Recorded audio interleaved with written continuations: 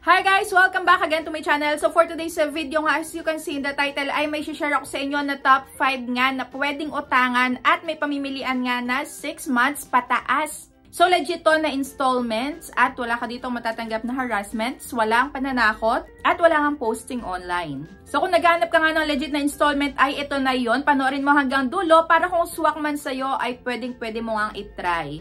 Pero syempre kung bago ka pa nga lang pala dito sa aking YouTube channel ay huwag mo kalimutan mag-subscribe at pindutin mo na din yung notification bell para lagi kang maging updated sa mga next uploads ko. At congratulations nga pala sa mga napasali sa aking community spotlight this week. So pag nakita nyo yung username nyo dyan is i-PM nyo na ako agad or i-comment nyo na yan sa my comment section para maklaim nyo na yung prize nyo. So mapapasali din kayo dyan basta lagi lang kayo nanonood at huwag nyo kalimutang mag-comment sa aking ina-upload. So ganun lang kasimple.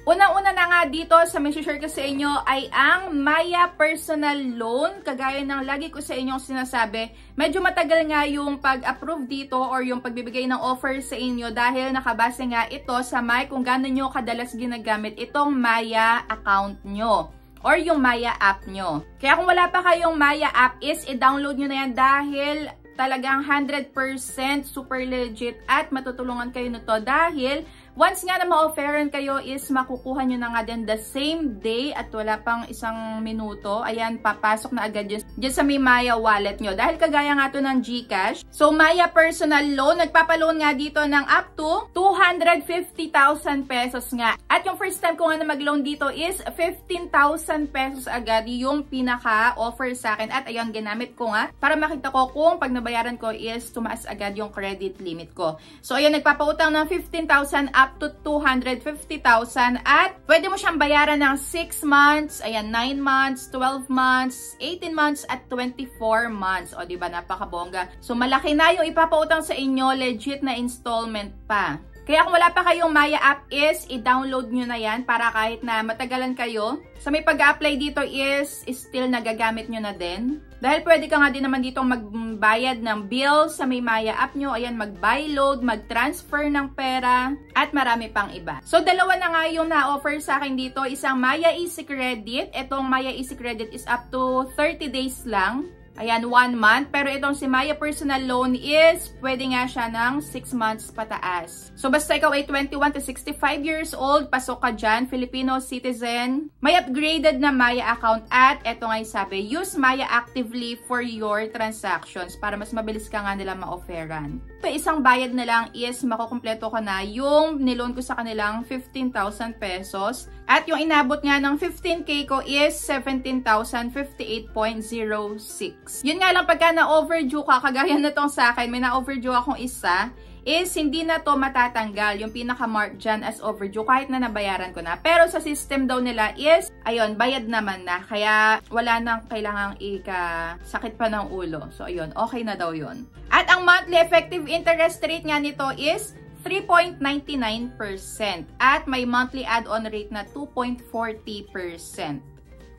At ang pangalawa na nga na i-share ko sa inyo is itong si S Loan. So makikita naman to sa may Shopee account nyo, sa may Shopee app nyo. Dito pwede ka nga mag-loan ng at pera talaga, yung cash na mapupunta sa may GCash mo or sa bank mo at talaga mawi-withdraw. Sa SPay Later kasi is ito yung mga products naman yung pwede mong bilhin sa kanila kahit wala ka pang hawak na pera. Basta pasok sa may credit limit mo is pwede kang mag-loan nga at yun yung ipambabayad mo sa gusto mong bilhin sa may Shopee.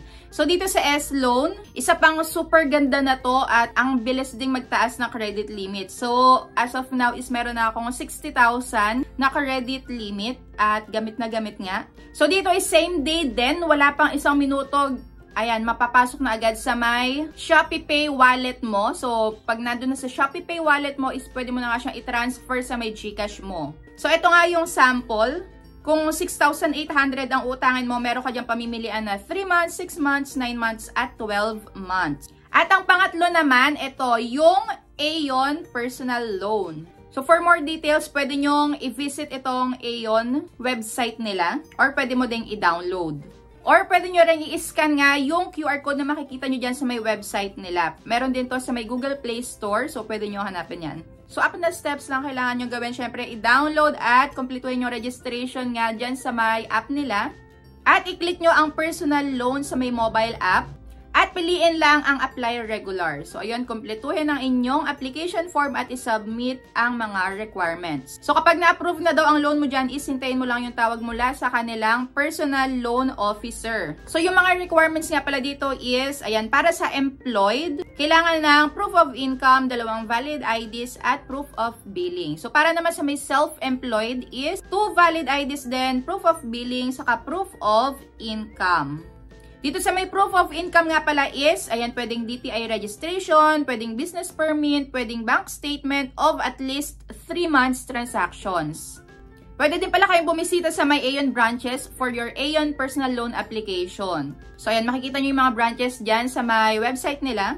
At ang interest rate naman dito sa may personal loan is 2.50% for retention or existing customers na.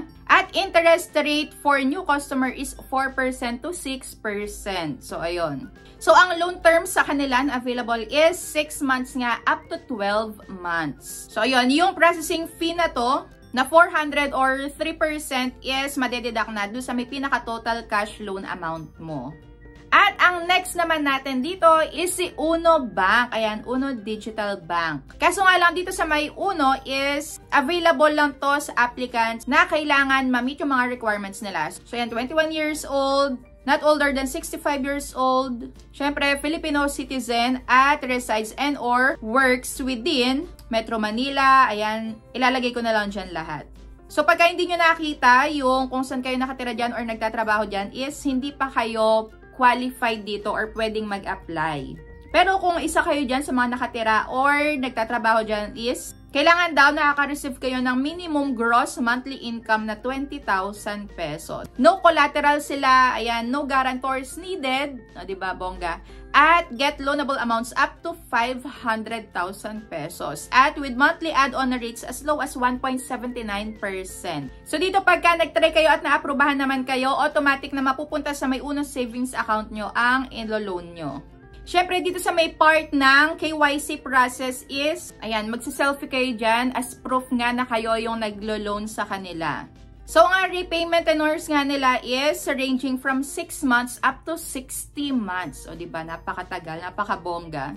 At ang kanila namang interest rate ay ito, 1.79% ang monthly add-on rate. So, ito naman is depending sa may loan tenor mo. Pero what if ikaw ay ma-declined or hindi ka ma-aprobahan? So, pwede ka naman dito mag-reapply after 3 months. Pero kung na-inform ka naman nga na ikaw ay na-approve na, so paano ang pag-transfer nga or ang pag-disburse ng pera? So, syempre, open nyo yung inyong mobile app at for new to bank transfer, ito yung kailangan nyong gawin. You need to click Join Uno, enter your mobile number at OTP na magsisend sa inyo at accept the offer at i-follow nyo lang yung instructions dyan sa may app nyo. At ang last nga natin ay ang bill is na mayroong lowest interest rate na 3.49% monthly. So, yan, syempre may flexible credit line din to na 30 days up to 12 months. Pero kung ikaw nga is first time user lang, so ako na-aprobahan ako for 3 months pa lang at pwede ka nga nilang bigyan ng up to 40,000 pesos na pwede mong panggamit nga na online shopping or pwede din namang pang personal loan.